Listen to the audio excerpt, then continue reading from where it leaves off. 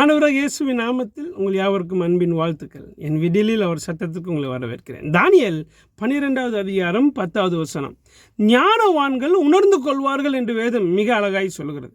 யாருங்க இந்த ஞானவான்? இவன் ஒரு காலத்தில் துர்மார்க்கமாய் வாழ்ந்தவன் தான். இந்த ஞானவான் ஒரு காலத்தில் தேவனுக்கு பிரியமில்லாத ஒரு ஜீவியம் வாழ்ந்தவன் தான். இவன் என்றைக்கு தேவனை அறிந்து அவருடைய அன்பை புரிந்து கொண்டு அவருடைய மீட்புக்குள்ளாய் வந்தானோ அதுக்கப்புறம் அவன் ஞானவானாய் மாறிவிடுகிறான். இவனும் தவறு செய்ய அநேக வாய்ப்புகள் உண்டு, பாதை மாற வாய்ப்புகள் உண்டு. அவன் தவறு செய்யும்போது பாதை மாறும்போது ஆண்டவர் அவனை உணர்த்துகிறார், எச்சரிக்கிறார். அவன் மனம் திரும்புகிறான். அவன் செம்மையான பாதையில் நடக்க தன்னுடைய ஜீவிதத்தை ஒப்பு கொடுக்கிறான். அவனுக்கு பேர் தான் ஞானவான். ஆனால் துன்மார்க்கன் அப்படி இல்லை. எத்தனை முறை சொன்னாலும் தான் செஞ்ச பாவத்தை அதிலிருந்து வெளியே வரவே மாட்டான். மெய்யான பாதையை தெரிந்து கொள்ள மாட்டான். ஞானவான்கள் உணர்ந்து கொள்வார்கள். God bless you. நீங்கள் தான் அந்த ஞானவான்.